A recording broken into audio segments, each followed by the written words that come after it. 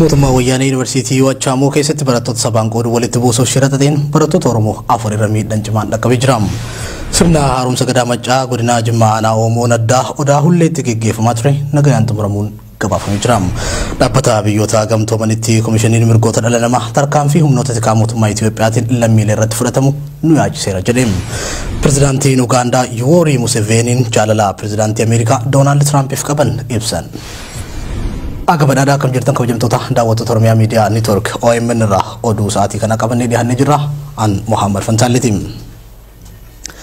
Sirni haaromsa gadaa maccaa godina Jimmaa aanaa Omn Oduu Hulleetti gaggeeffamaa ture nagayaan xumuramuun gabaafamee jira. Sirni gadaa naannawa kanatti kabajamaa ture erga addaan citee waggoota 200 kan lakkoofse ta'uun himamee jira. Babal'een oduu kanaa Usmaan Baayyoo akkatti aanutti dhiyeessa.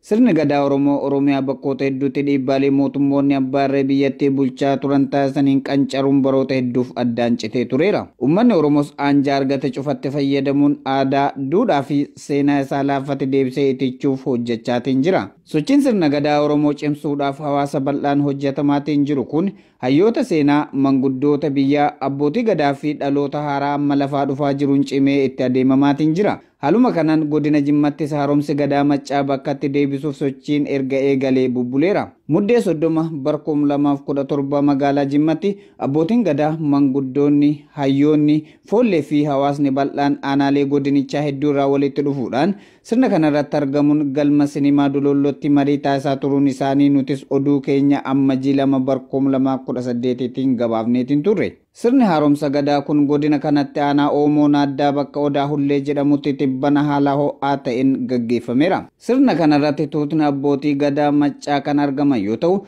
keessummoonni biroo Doktora kabajaa Artist Alii Birraa dabalatee namoonni hedduun hirmaataniiru. Sirni gadaa naannawa kanatti adeemsifamaatiin ture erga addaan citee waggoota 200 kan lakkoofsise ta'uu himanii bara 1999 akka lakkoofsa Habashaatti bakkatti deebisuudhaaf yaaliin hawaasaan taasifamus itti milkoofne jedhan. Sirni gadaa kun kan waggaa 200 dura addaan citee ture jedhanii amma bara 1999 gaggeeffamee ture. Kanaan booda ammas deddeebi'amee addaan citame kaleessa immoo gammachaa bangadaa gammachaa guutummaatti dhufanii sirnicha deebisanii haala gaarii haala ho'aa ta'een xumuramee gale haaluma magaalaan. Sirni godaansa gadaa Jimmaa aanaa Omn bakka Oduu Hullee jedhamutti gaggeeffame kun guyyaa kaleessaa amma Jii 23 barkum 2018tti kabajamee xumuramuu hawaasni nagaan gara mana isaatti akka deebi'e gabaafameera.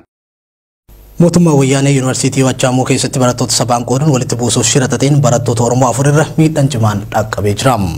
Miidhaan dhaqqabe kunis qaamolee alaa seenanii fi barattoota hin taaneen kan fudhatame ta'uu barataan nuti dubbifne Oromiyaa Miidiyaa Neetworkitti hime.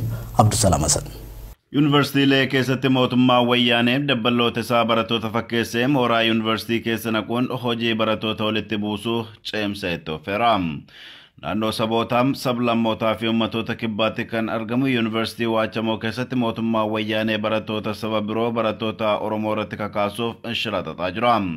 Akka barataa yuunivarsiitii Wachamoo Oromiyaa Miidiyaa Neetworkii fi yaada laatetti mootummaa wayyaanee karaa caasaa nageenyaa yuunivarsiitichaan barattoota Oromoo fi saboota naannichaa walitti buusaa jiraachuu ibsuun qaamoleen barattoota hin taane mooraa keessa seensuun barattoota Oromoo irraan miidhaa dhaqqabsiisuu himan. Barataa yuunivarsiitii Wachamoo irraa odeeffanne kun ijoolleen Oromoo yuunivarsiitii Wachamootti barataa jiran irratti dararaan jabaan gaggeeffamaa jiraachuu ibsanii amma Jii 21 dilbata galgala ijoollee Oromoo 4 humni barataa hin taane alaa seenee reebicha hamaa irratti gaggeesseen miidhaan cimaan irra dhaqqabeera. Namootni miidhaan kun irra ga'e barattoota tanaan dura gama qaamolee nageenyaa yuunivarsiitichaa irraan sodaachisaan irra dhaqqabaa turee fi qaamni hin beekamne alaa seenee reebicha barattoota irratti raawwateen barattootni 4 rakkoo cimaa keessa jiraachuu dubbata namni kun. Bakki ture yaa haalli jireenya nageenyaa waltajjii uumamee ture waltajjii uumamee barattoota oromoo fi barattoota biyyaa gidduutti barattoota oromoo fi barattoota biyyaa gidduutti haalli namni ta'e barattoota yeroo irratti deebi'ee barattoota ganda keessaa dandii haadhaan kan barattootni rakkoo deemaa ture kana akka dhaabbatuuf barumsa isaanii addaan kutanii gara maatii isaaniitti galuudhaaf yaalanis qaamoleen nageenyaa konkolaataan bobba'ee barattoota akka hin feene dhogguun rakkoo keessa turaniiru. Dabalataanis guyyaa wiixataa bakka barattootni Oromoo roorroo fi sodaa nageenyaa isaanitti aggaamameen barumsa isaanii addaan dhaabuuf bakka dirqamanii jiranitti qormaata kennaa akka turanis beekameera. Yuunivarsiitii Waachamootti rakkoon dabballoota barattoota fakkeeffamanii sirnichaan bobbaafamanii fi barattoota Oromoo jidduutti deemaa turte qooda fudhannaa manguddoo biyyaa fi abbootii amantaan yeroo ammaa tasgabbaa'uu namni dubbifne kun ni dubbata. Namoota hedduu fidanii namoota abbootii amantii jaarsonni bulchaa magaalaa kadhatanii jala deebi'aa haarisin ilaalaa jiranii. Yeroo samii deebuu fi haalli amma har'aatti tasgabbaa'eera. Mootummaan wayyaanee raafama siyaasaa jalaa dhokachuuf shira barattoota sabaan qoodee walitti buusuu xaxu kana hongeessuuf dammaqinaan irratti hojjetamuu qaba. Godina Booranaa aanaa Moyyaaleetti qeerroon konkolaattota jimaa fe'anii dhoksaan naannoo Sumaalee galchan to'atan. Konkolaattonni jimaa bakka birarraa magaalaa Moyyaaleetti fidan dallaalota Sumaaleetiin wal ta'uun jimaa dabarsanii naannoo Sumaalee galchuutu irra game. Qeerroon aanaa Moyyaalee qorannoo geggeesseen konkolaattota dhoksaan daldala jimaa naannoo Sumaalee naquu irratti bobba'an irra ga'uun kana booda konkolaataan tokko jimaa fe'ee naannoo Sumaalee geessuu akka hin qabne akeekkachiisan. Konkolaattota jimaa dabarsaa jiranis amma G23 bara 2018 qabuun jimaarraa buusanii jiru. Jimaan to'annoo qeerroo jala gale kunis aanaa Moyyaalee ganda Arbalee jedhamutti walitti qabame qeerroodhaan to'atamaa akka jiru maddeen keenya naannicharraa nu ibsanii jiru. Qeerroleen du'a qeerroo Huseen Sodee kan raayyaa ittisaatiin ajjeefame amma G23 bara 2018 aanaa Moyyaaleetti awwaalame kaasuun kana booda osoo lubbuun ilmaan Oromoo guyyaa guyyaan bahaa jirtu abbaan fedhi qabeenya Oromiyaa gara naannoo Somaaleetti dabarsuu akka hin qabne dubbatan. Dabaluunis qeerroon naannichaa ajjeechaan bifa irra deddeebiin nu mudataa jiru hatattamaan akka nurraa dhaabbatu jechuun mootummaa naannoo Oromiyaatiifis ta'ee qaamota dhimma ilaallatu maraaf komii qaban dhaammatanii jiru.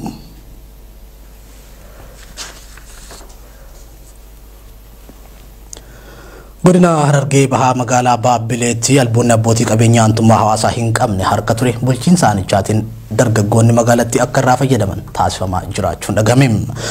Albuunni kun dargaggoota waldaaleen gurmaa'aniif kennamuun jijjiirama guddaadhas jedhamee jira. Usmaan Abdulaxiif gabaasa dabalataa akka itti aanutti qindeessa.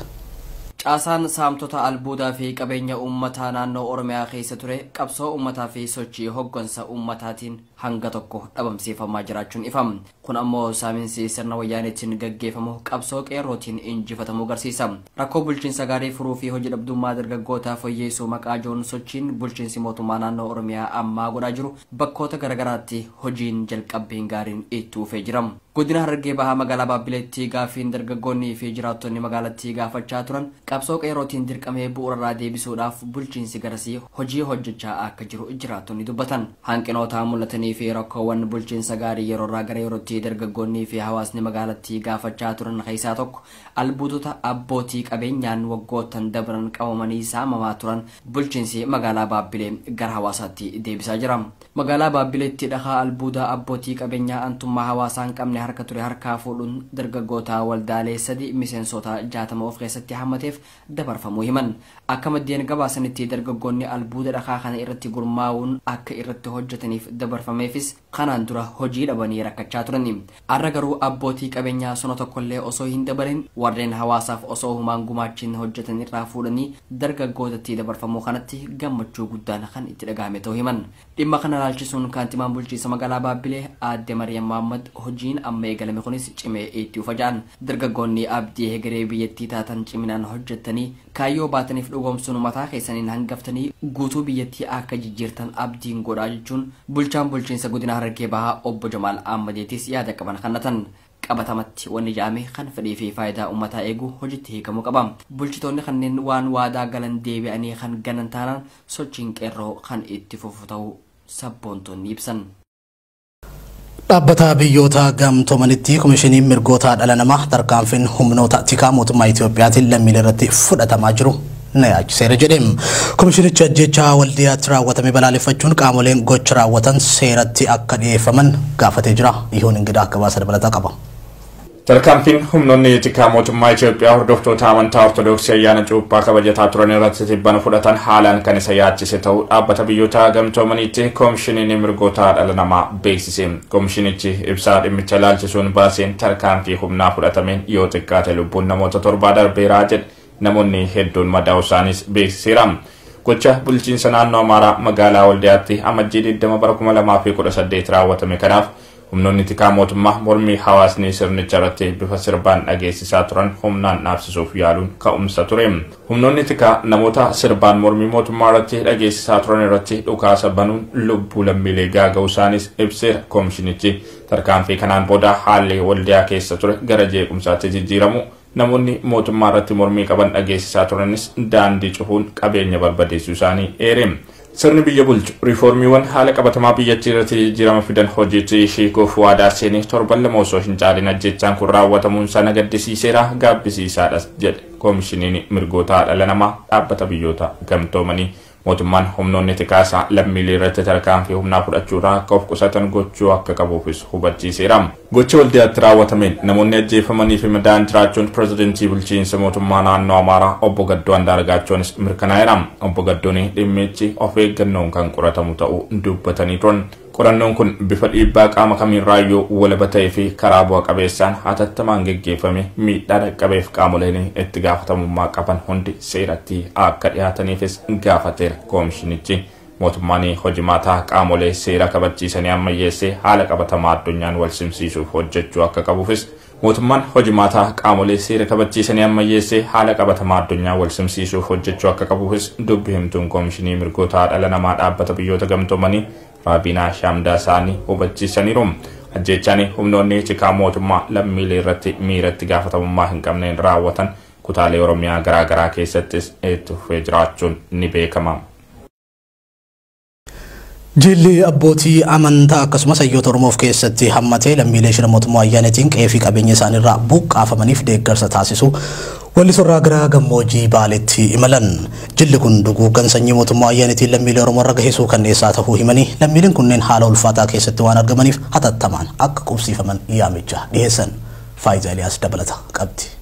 Lammiileen Oromoo shira mootummaa ayyaanatiin qabeenya isaaniirraa buqqaafaman haala addeessaa keessa jiraachuutu dhaga'ame. Deeggarsi hawaasa Oromoo bal'aan lammiilee buqqaafaman kanneeniif taasifamaa jirus akkuma itti fufetti jira. Haaluma kanaan lammiilee Oromoo qe'ee fi qabeenya isaaniirraa buqqaafamaniif deeggarsa taasisuuf imalli hayyootaa fi abbootii amantaaf keessatti hammate gara gammoojjii godina Baaleetti imaluun naannoo lammiileen qubsiifaman daawwateeti jira. Jilli hayyoota magaalaa Finfinneetii fi abbootii amantaaf keessatti qabate kun godinoota Shawaa Lixaa, Wallagga Bahaa fi magaalaa Walisoo irraa walitti dhufan kanneen roobii dabre jechuunis gaafa amajjii 16 bara 2018 irraa jalqabe deeggarsa adda addaa harkatti qabatuudhaan garasitti imale. Jilli hayyoota 50 keessatti hammate kana keessatti kanneen argaman koree qindeessituu dabalatee hayyoonni hawaasaa kanneen akka Ustaaz Raayyaa Abbaa Maccaa, Ustaaz Kaamil Shamsuu, Ustaaz Haydar Kadir, Sheek Jamaal Aliyyiif, Ustaaz Sufiyaan Usman, Sheek Makkaamuu fi hayyoota hedduu akka ta'an maddeen keenya gabaasan. Akka odeeffannoon achirraa argannee mul'isutti tuutni hayyootaa fi abbootii amantaa of keessatti hammate kun gargaarsa hawaasa Oromoo magaalota hedduu keessatti walitti qabuudhaan midhaan nyaataa bituun baqattootaaf kan geessan ta'uu ifa godha. Hayyoonni Oromoo lammiilee qe'ee fi qabeenya isaaniirraa buqqa'uun gammoojjii Baalee keessa qubatanii jiran bira dhaquudhaan gargaarsa qabatanii dhaqan kan nu OMN'f himani. Gargaarsa midhaan nyaataa kanaan cinaattis abbootiin amantaa kanneen gurmuudhaan uffata garaagaraa walitti qabuun baqattootaaf arjooman. Oduu keenya xumuraatiin pirezidaantii Yuugaandaa Yuweerii Musaveeniin pirezidaantii Ameerikaa Tiraamp nan jaaladha sababni isaa dhugaa Afrikaanotaati himan jedhan. Pirezidaantichi kana kan dubbatan walgahii paarlaamaa biyyoota baha Afrikaa magaalaa guddoo Ugaandaa Kaampaalaa keessatti taa'ame irratti dubbachuudha kan himame. Gabaasaa BBC Badri Yusuf akkatti aanutti dhiyeessa. Pirezidaantiin Yuugaandaa Yuweerii Museveenii pirezidaantii Ameerikaa Doonaald Tiraamp dhugaa waan dubbataniif nan jaaladha jedhan. Pirezidaantichi kana ka dubbatan wayita walgahiin paarlamaa biyyoota baha Afrikaa magaalaa guddoo biyyattii Kaampaalaa keessatti taa'ame irratti Ameerikaan pirezidaantii sirrii argattee jirti kan jedhan pirezidaantiin Yuugaandaa Yuweerii Museveenii akka jecha isaanitti an isaan nan jaaladha sababni isaa dhugaa Afrikaanotatti himee jedhan. Dabaluunis Afrikaanonni rakkoo isaanii furachuu qabu dadhaboodhas jechuun qeeqan pirezidaantiin Yuugaandaa Yuweerii Museveenii pirezidaantiin Ameerikaa Doonaald Tiraamp jalqaba ji'a amajjii bara 2018 kana dhimma godaantotaa ilaalchisuun wayita haasaa godhanitti jecha arrabsoo kallattiilee hedduun qeeqa dhiheessetti gargaaramuun isaanii addatti Afrikaanota hedduu aarsuun isaanii yaadatama. Garuu Tiraamp jecha sanitti kan hin fayyadamin ta'uu isaanii irra deddeebi'uun haalaa turan. Gama biraatiin ambaasaaddarri Yuunaayitid Isteet Yuugaandaa magaalaa Kaampaalaatti argamu jecha Tiraamp Afrikaanota ittiin rukutan kana balaaleffatanii jiru. Gabaasni kan BBCti. Tolee daawwattoota keenya kabajamoo egaa oduun har'aaf qabannee dhiyaanne kanan gammaattiin hordoftanidha. Anis Muhammad Fantaalleeti gama ogummaa kaameraa fi teeknikaatiin Abdii Jamaal wajjin ta'uun qophiileen OMN itti fufu nagayaatti.